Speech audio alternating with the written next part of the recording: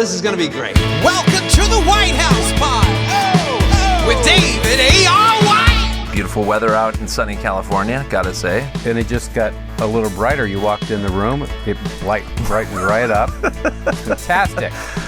Yeah, I don't know that we should be doing these terrible jokes for our next guest. I think he's going to be like, wow, maybe I could just rewrite everything you guys say. He's a legend. He is a legend. I'm very excited to have this man here with us. So how do you know? Have you ever met Bill? Never met him, but I've admired his work for a very long time. I remember his stand-up comedy specials, the blue-collar specials. I remember, that he had his own show at one point. I remember the best-selling, he was a New York Times best-selling author. Yeah, it's amazing. He's just, he's just a legend. And then, and he was on one of the biggest sitcoms of all time. Oh, absolutely. And he, Last Man Standing. Yep. Right, with Tim Allen. And he's from Texas, which means he's fantastic. He's like a real person. Well, all the more reason we should bring Bill on. Bill Engvall, right? Is that how I pronounce your name? You just don't have to say it so specific, just Engvall.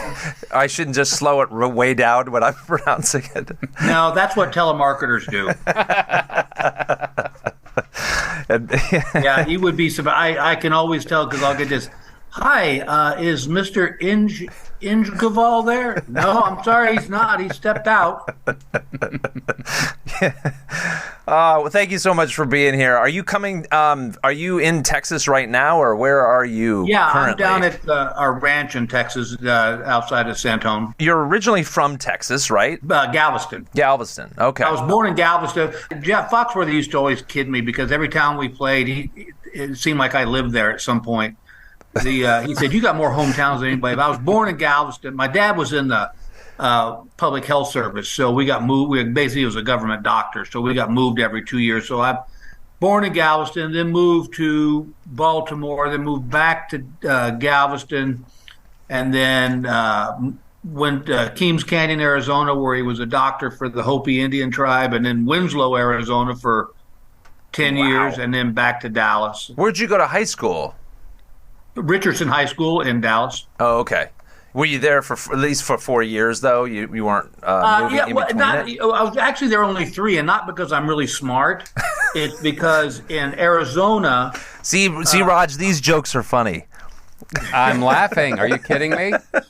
I'm learning. In Arizona, middle school or high, what we called junior high back then, was 7th and 8th grade, and then high school was 9 through 12. So I got through my freshman year in Winslow, and then we moved to Dallas, and their high school was 10 through 12. So I had to be a freshman all over again as a sophomore. So it's a whole big thing that I'm sure people have already tuned out. So, all right. So how did you start stand up? Like, at what point in time did you get the bug to be a stand up comedian? Like, did you? Well, I wish I had a great story for you. I dropped out of college because I discovered women and beer, and studies went out the window. Were you in Texas at the first college, or where were you at? I was at Southwestern University, which is in Georgetown, Texas. It was a little small school. The only reason I got in was because my dad gave money. I did not have the grades, and that showed in my 4 years having 4 different majors. And so I dropped out and moved to Dallas, and was spinning records in a nightclub. And the doorman was a buddy of mine. And one night, we had Monday nights off. And one Monday night said, "Hey, they opened up this comedy club. Let's go down there and watch some people stink it up." It was amateur night. And so we were sitting there, and a few rounds of liquid encouragement went through me. And they talked me into going up, and I just talked about being a DJ. I'd had no material, and people were laughing, and I thought, well, this is cool, but I never thought it could be my job. I thought I'll do this for a year or two, and then I'll have to go get a real job. But because of my position at the comedy club, they hired me that night to be the house MC. And basically what that entailed was I would pick the comics up at DFW Airport that were coming in to perform that week, and then I would MC the show for them. that week, and then I'd drive them back to the airport. So I got to learn from the best. I learned from Shandling and Seinfeld and Kirkenbauer and all these guys that came through, and I learned how to put together an act, and I started writing material, and just it kind of I never looked back. I just thought, well, I'm going to ride this horse till it drops, and it went on for 42 years. Did growing up though, had you seen stand-up comedians? Like, had you? I mean, I'm sure you'd watched them at some point in time. I not really. Because you got to remember that back when I was growing up, there weren't stand-up shows. It was. I used to listen. My dad was a big Bob Newhart fan, so I listened to a lot of Bob Newhart records. Then as I got older into high school, I became a big fan of George Carlin and Richard Pryor. And so my introduction into comedy, which was, I think, probably the best thing, was just jump in the fire, and I was at that club for 2.5 years before I went out on the road. So I was pretty much already, and because the guys that came through would help me out. Martin was probably the biggest influence on my life, stand-up wise. I loved Steve Martin. I thought one of the things I loved about him was you either got him or you didn't. I just, even though our acts were nowhere near the same, or same outlook, I remember buying his first album, Let's Get Small, and I listened to it the first time just for the comedy, to laugh. And then I started listening to the audience, and I thought, wow, maybe this is something that could work out. But you don't ever think it's going to be your career. Right. Had you performed in, like, growing up though at all, or anyone in your family? Like, were you a musician growing up? Saying like that performance bug somehow was in you. I was, I think it goes back to my dad's job. We moved so much that, I wasn't a jock. I didn't play high school. I tried, but no one ever looked at me and went, "This kid's got talent." So the way you made friends was I became the funny guy. And so I was always the guy that would, I don't want to say I was a class clown, but maybe in a sense I was, because I had no problem being on stage ever, even like doing little skits at the high school or stuff like that. It was just kind of, I dug it. And to this day, I still dig it. I think I was just willing to put myself out there and not really be afraid. And maybe that's naivety, maybe it's stupidity. I don't know, but it worked out. What's the difference with comedians? Like, you guys have this, it's like a tribe, so to speak, right? Where we have a buddy of ours who writes Tommy Blaze. I don't know if you've ever heard of Tommy Blaze. Yeah, I know Tommy. So Tommy, is one of our main writers actually now. And but he talks about all the people that he knows, and has known throughout the years, and it's always an interesting thing, because as actors, I mean, we know, I've met a lot of people over the years, but we don't really stay in contact or have that same camaraderie as stand-up comedians do. What is the difference there? I think part of it is we're all kind of lone wolves in a way. We're on our, good God, there's so many times I've had shows I wished I had a band behind me. The funny thing about comedy as opposed to acting, which I've over the years have figured out, is that when you're doing stand-up comedy, if somebody doesn't like a joke you do, they don't like the way you live, they don't like the way you carry your life, even though it's just a joke. Whereas acting, you're just pretty much doing a role that someone else has written. And I think that because there's that, you're out there by yourself. All the TV shows I've done and stuff, it's rare that you have an ongoing friendship after the show ends. You may stay in touch for the first year, but after a while, whereas comedy, you got that common ground that hey, man, it's us against them. It's so interesting, though, because I have friends that I started out in the business with, of course, who are fellow actors. I'm still trying to figure the whole thing out with comedians, though, of like, even though you guys come, I'm sure, from all different walks of life and everybody has a different bent on what they believe, somehow you guys are still able to come in and respect each other and love each other and know each other for years. It seems like more and more. Yeah, I think that's a great point, and I wish I had the answer for you, because it's hard to put your finger on what that one element is, that even though we're different, we're all together. Yeah. And I keep going back to the fact that we've all been on that stage by yourself, and there's no net. It's doing if I'm doing a show and I screw up a joke, it's just screwed up. TV or movies, you can reshoot it. You can reshoot, yeah. But the interesting thing, though, is you think about, people have auditions, right? Like actors are out there, too. They just have to beat the streets with the auditions over and over and over again. But yet you still don't see that camaraderie. And maybe it's because, it's one audition and then you don't see, obviously you see a pack of people in auditions for a while before it changes. But with stand-up, you guys are constantly, making the rounds around the world. Right. Yeah, I know the audition process. Oh my God, I'd rather be on stage than audition. It's just, to me, it's like taking a test.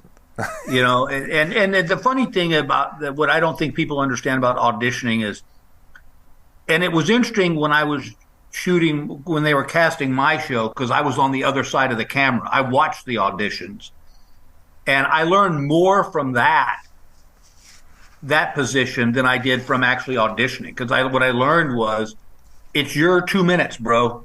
Yeah. You got time. You got to make one decision, and that decision will determine whether or not you get the job. And a lot of times, I'll tell you a funny story. When I was auditioning, one of the first shows I did was after Delta Burke left Designing Women. She got her own show, and so they were auditioning for the pilot, and so I was on the road, and they kept putting off the audition until I could get back. And apparently there was this one young man, who was just killing the audition. He was on like his third or fourth callback. What role did you play on that show, though? As a reminder to the audience. I played a character named Buck Overton. I played Delta's cousin, or Delta's cousin's husband, if you can follow that genealogy. And so I show up for my audition, and this cat has been called back for like his third time. He's in full on wardrobe. He's dressed the part. I'm in like what I wore on the plane, because I literally went from LAX to the audition. And for whatever reason, I hit it off with the producers. I was in that room for 20 minutes. And as an actor, the longer they hold you in that room, the better chance you're getting that job. And I'm doing my lines, and they're pounding the table, they're laughing. And they finally said, all right, they go, thanks, we got another guy, we'll just hang out. And I walked out, and that kid looked at me, and I've looked at actors, he goes, I just got screwed out of a job. And sure enough, he was in there maybe 3 minutes, came out and left, and they called me back in. They said, okay, you got the job. But the funny addendum to it was, I was so stupid. It was just that role that I was auditioning for was just a character on the pilot. He wasn't even on the show. It wasn't like they were casting me as a series regular. But I didn't know that. So I show up to shoot the pilot, and I'm like, hey, do we get chairs with our names on it? And, this and that. And the producer, Barry Kemp, I'll never forget him. I found this out 2 seasons in. He said, when you came into audition, he said, you were so excited that you thought you were on a TV show, that we felt so bad that we couldn't just tell you were just a one-off. So they made me a reoccurring character. That's awesome. All right, so you go, just to back up a little bit. So you start. Obviously, you have these legends that are teaching you and helping guide you in your stand-up, right? Do you? Right. At what point in time? How old are you when you hit the road for the first time? And start headlining. Let's just start headlining. Yeah. Well, after the 2.5 years I spent at the Comedy Club, I went out as a middle act, because I already had 30 minutes of material. So I was probably, by the time I'm going to say I was probably 28, maybe. And when I went out on the road, it was funny. The first time I ever got a headline gig, it was a place down in Florida, and this guy who is a good friend of mine, Paul. I say good friend. I'm having a senior moment, but he had been headlining there for 6 weeks, and the owner wanted something new, so they moved him to the middle act. And this was my first week on the road ever. This cat is getting standing ovations as the middle act, and I'm my first week on the road. So it didn't start off great, but in a way it did, because I realized, I go, you can't just. The one thing about comedy is you can't just lay up. You got to swing for the fences every show. That was why Blue Collar was so popular, was because you had 4 guys, and I'm telling you, dude, you had to bring your A game every night, because they would bury you. Everybody was just that good. And so I learned from Paul that it don't matter what goes on before you. When you're the last one on the show, you better be the best on the show. By the way, okay, how did Blue Collar come to existence? Obviously you knew those guys for years, right? And so, whose idea was it? The Kings of Comedy had come out, and were just killing it. And so Foxworthy and me and our manager said we ought to do a tour. Because the Kings of Comedy were big in L.A. and New York and Miami, and we thought, why don't we do a tour for Middle America? The Iowas, the Oklahoma, these groups, and it was just a perfect storm between Ron and Larry and Jeff and myself. We touched a nerve with America. A funny story was we were supposed to start the tour in Orlando. But something happened. It was double booked or something. So we moved it to Iowa. I think it was Iowa. We sold 9,000 tickets in a day. And so then fast forward you guys are like rock stars. We went to Orlando to do the show, and it was the lowest selling show we ever did. So if we'd actually started in Orlando, it might not have gotten off the ground. Wait, what year was this when you started it? What was it, 2005? And did somebody have to, who bankrolled that? To get the thing going? Was that Foxworthy that did that, or all of you together? We had a promoter named Mike Smartack, and he put up the money for the show, and then we made it back for him real quick. It was crazy. I mean, we're selling out. We held the record for selling out the Nashville Arena in 24 hours. Of course, it was later beaten by Bon Jovi, which is 2 terms that never go together, Blue Collar and Bon Jovi. But it was the bees. I remember on the tour, before they would open the doors, I would walk out into the center stage and just look around and go, I mean, I started in a comedy club where, it was a 2-drink minimum, and it was like, now here we are in this arena, and people were lined up to get in, and it was crazy. At this point in time, in 2005, you had already done the Delta Burke show, right? You had already done the right. TV for a while. Because how many years were you on Last Man Standing? Off and on for a couple of years. Got it. Okay. But that was after. Sorry, I'm just trying to put all these things. I guess I could just read this whole massive bio that I have on you. No, don't. But it's way more fun to just ask you the questions. But I was doing my own show. That show. I would. That's the show on TBS, right? The Bill Engvall show. I would film Monday through Thursday and then fly out on Friday. And what years was how long did that one go on? We were on TBS for 3 seasons, so it was a fun run. We a little interesting fact that not a lot of people know: we gave Jennifer Lawrence her first job.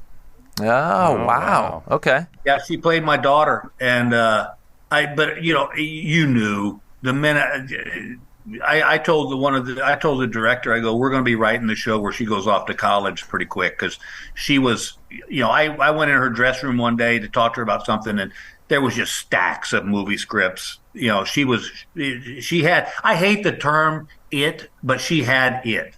Yeah. The it term, it is a weird term. Why do you hate it so much, and yet why is it so relevant, do you think? I think because nobody's been able to find what it is. I mean, if you look it up in a dictionary, I think its definition is that thing over there. And so it really doesn't do her justice. She just had that ability that people loved her. She was not jaded by Hollywood. She was just a real natural. The way she acted at the Oscars with Jack Nicholson, that's Jenny. Yeah. I mean, that's, she wasn't putting anything on, and I think people appreciated that. And while it is the biggest compliment you can give someone, I just think she had that talent and that ability to touch people. And how old was she when she came on your show as a teenager? I think 17. Okay.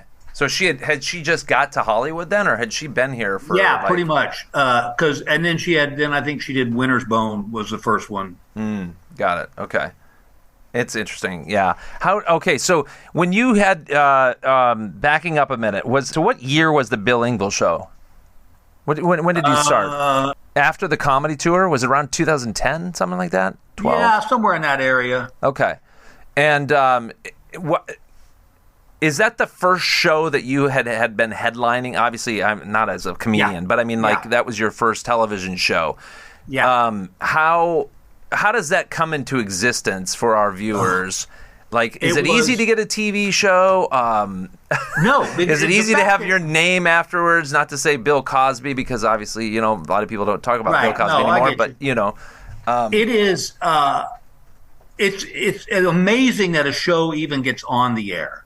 Mm-hmm. Because you've got network, you've got studio people, and that's what I loved about TBS was that TBS was the network and the studio. So, did they leave you alone a little bit?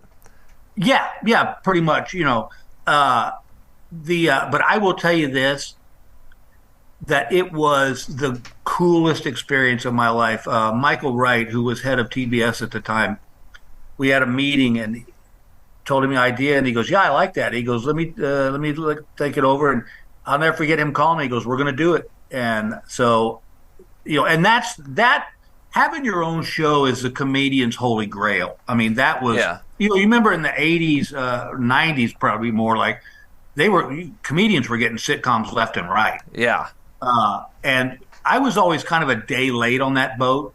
When did that end? Because that was the big thing. I remember that, when I was first starting out, is that, obviously that was, you had made it when they give you your own, you make it in many different ways, but that was the crowning achievement when they gave you a TV show and named it after you. When your name's on the show. Yeah. When did it stop before you got it? Because obviously you came into comedy, you were doing comedy through that time.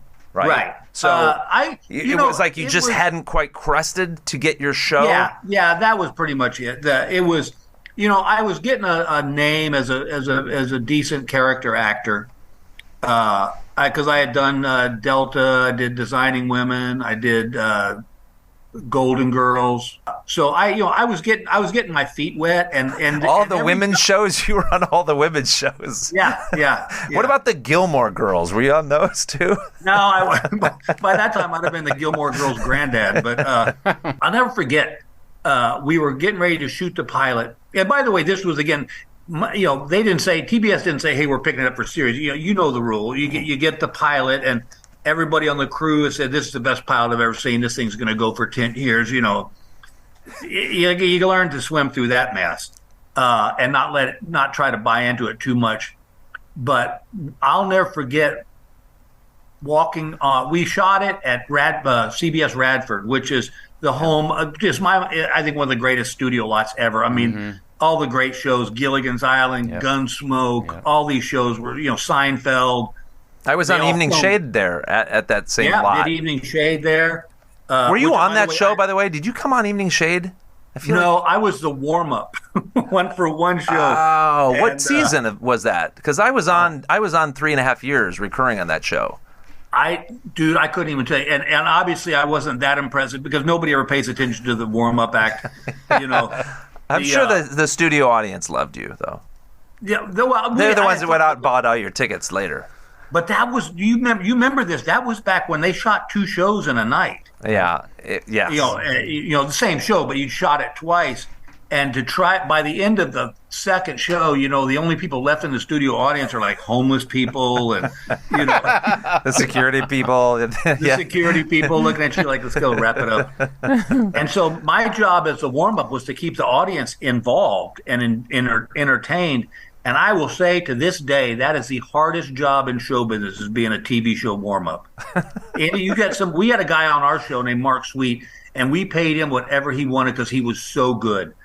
Yeah, you know. Well, they just want to get they're there to see the actual production of it, right. and they want to see the play. Actors. They want to see the. No, I would have loved to have done an evening shade. My God, that was one of my favorite shows. Yeah, well, I mean, obviously the Bloodworth Thompsons were also doing the Designing Women, and I think Delta, right? Didn't they do that? Yeah, I would imagine they did that too. So, yeah, I have obviously some interesting stories that came out of that. So the greatest moment, though, and it will be one of the family aside from my children being born and grandkids, but I remember walking onto the lot at CBS Radford, and I turned the corner, and you know those gigantic studio doors that they slide? Mm-hmm. There it was, painted on there, the Bill Engvall Show. And I will tell you this, I teared up because it was just.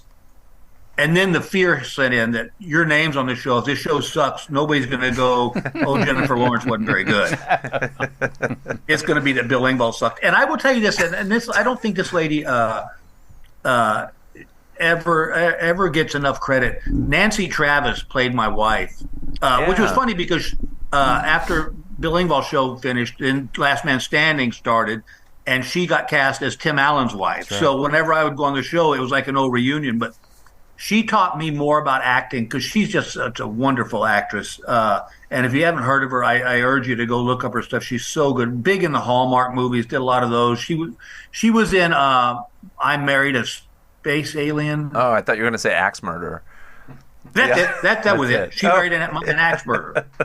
And so such a great I learned title. more from her. She's just and I'll always be indebted to her.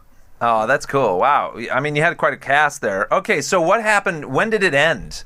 How was that? Okay, so we talked about the beginning of it. You see your name on the sign, and then there's always an ending of these shows. Yeah, the problem was, and it came a little too early, right? Because were you doing 22 a season, 22 episodes? No, we would only do 10 a season. Oh, and then we were off the air, and so the next season we had to go get the audience back again.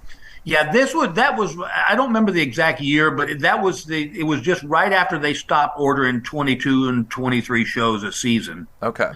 And TBS too. TBS kind of they set their own standard of however many shows. TBS always bought their shows. You know, they would just before we were one of the first shows that we were their show. Right. So it was while it was a good experience. There was also things looking back that I think we could have done completely different.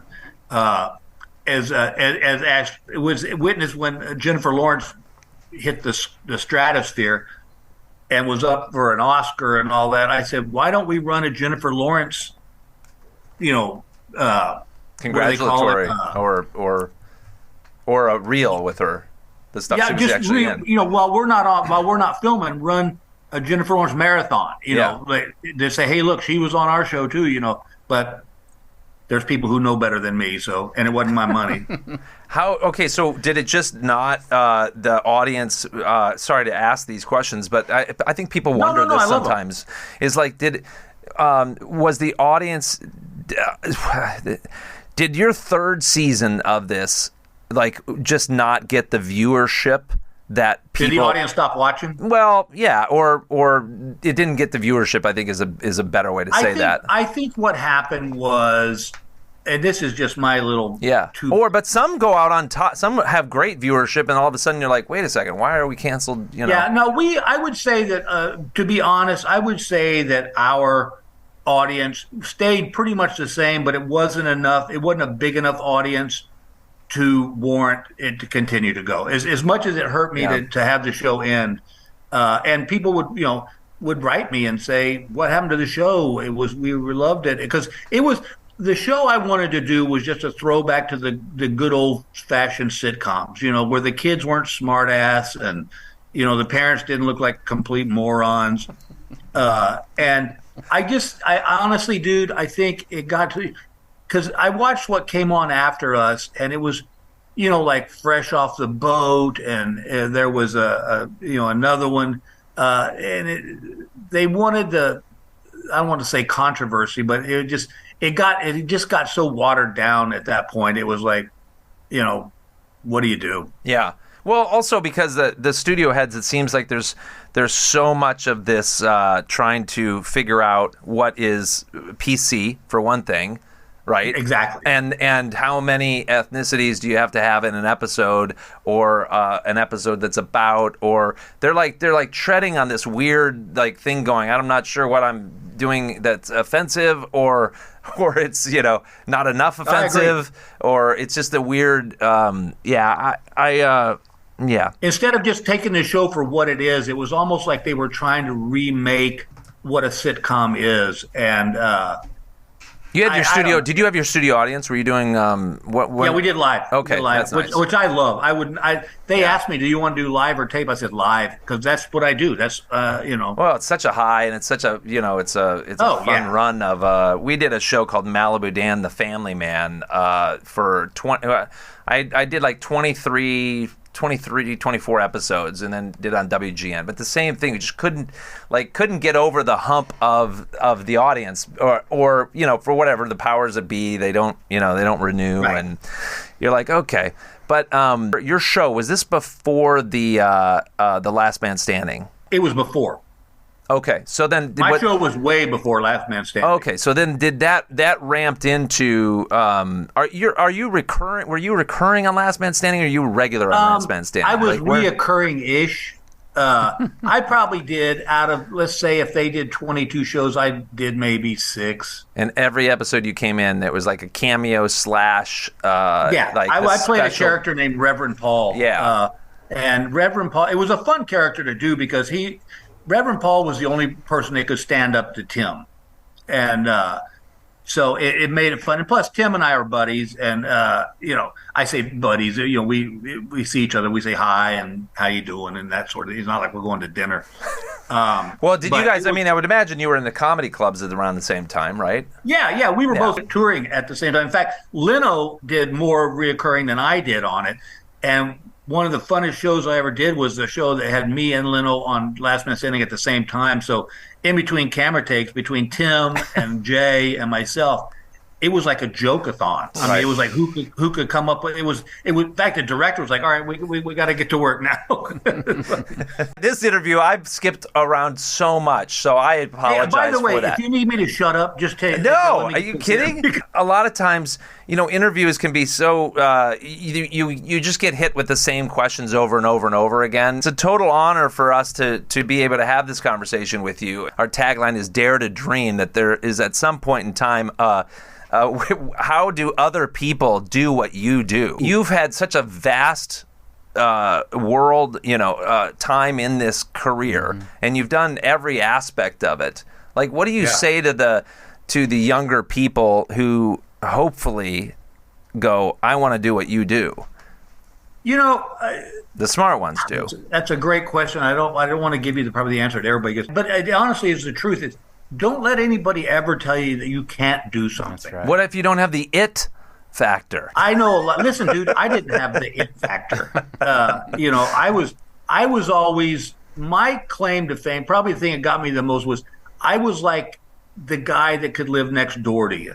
It was, I was never, and I never still did, I don't consider myself a celebrity or anything like that. And I just. What do we do want to tell you you're a celebrity, by the way? No, stop.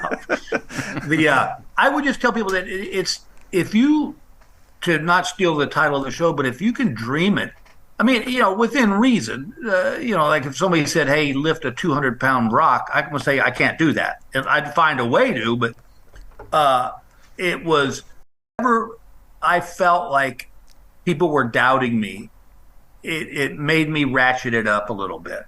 That I wanted to let people know that I can do this. And I say this with all due humility. There's nothing in this business I don't think I can do. It's I may not be the top rung of the ladder, but I'm going to be up there. And I think you have to have that out. I think in anything, sports or whatever, if you don't believe in yourself, then how can you expect other people to believe in you? Mm-hmm. How did you get that belief though? Like, where did the belief come from, and where was it birthed out of? I think probably from my dad, that he instilled in me that, you know, you have the talent to do whatever you want. It's just, you know, and listen, as you and I both know, a lot of success in our business is being at the right place at the right time. If I look back, I could probably finger point things I wish I'd have done different. Like I wish I'd have gone to Hollywood earlier than I did. But then again, there's nobody that's going to look at me and go, "Ooh, you almost made it." You know, it's like so it all works out, and I'm a believer in that everything is going to work out the way it's supposed to work out. You may not understand it at the time, but like I get kids all the time say, "I want to be a stand-up," and I tell them this is what I tell them. I say, "Go up every place you can. I don't care if it's a coffee shop, if it's a back room of a bar."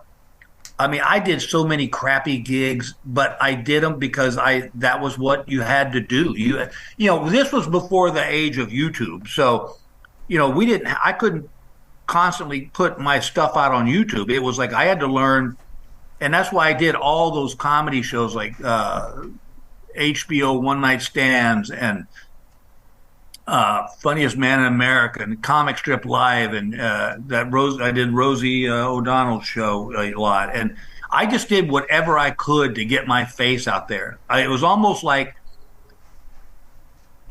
to the point that I think people go, "Oh yeah, we know what he does." What do you think about social media now? Like, are you active on social media? I hate social media. I know it's a necessary evil. I mean, speaking of putting your face out there and, you know, going on whatever. Well, you know what? I'll tell you posting and. I think that what happens, and I by no means making sour grapes here, but a kid can put together a 5-minute YouTube video and everybody thinks he's the next coming of Carlin, you know? And my argument is, let's go to a neutral site and each of us do 90 minutes and let's see who's standing at the end. You know, because that was the way I learned. I learned from the guys. You know, my training was all OJT, you know, a lot, but I learned from it and I got back up and I just kept doing it. And the other thing I think that, and looking back, is I did it clean. And I think I don't care what anybody says. There's a niche for everybody. But I used to write my stand-up show with the thought in my head of, would I want to sit through this with my wife for 90 minutes? And I think that's what people latched into, was that, you know, I never delved into the dirty side of it, even though I love dirty humor. I think some of those guys are just hysterical, but I could never do that show. All right, I'm going to hold this last question because I think we first want to talk about your last stand-up comedy special. Yeah, it says right here it's available to rent, buy on Amazon, Apple TV, YouTube, Google Play, Dish. And it was a great show. We shot it at the Eccles Theater, 2 sold-out shows on New Year's Eve. How many comedians are on there? Is it your show for 45 minutes or 90 minutes, or how long do you get? Just me for 75 minutes. Oh, nice. Is it a whole body of your work all in that? It's all new stuff, and you know, that I've been working on up to that point of shooting. I love that. Bill Engvall, here's your sign. It's finally time.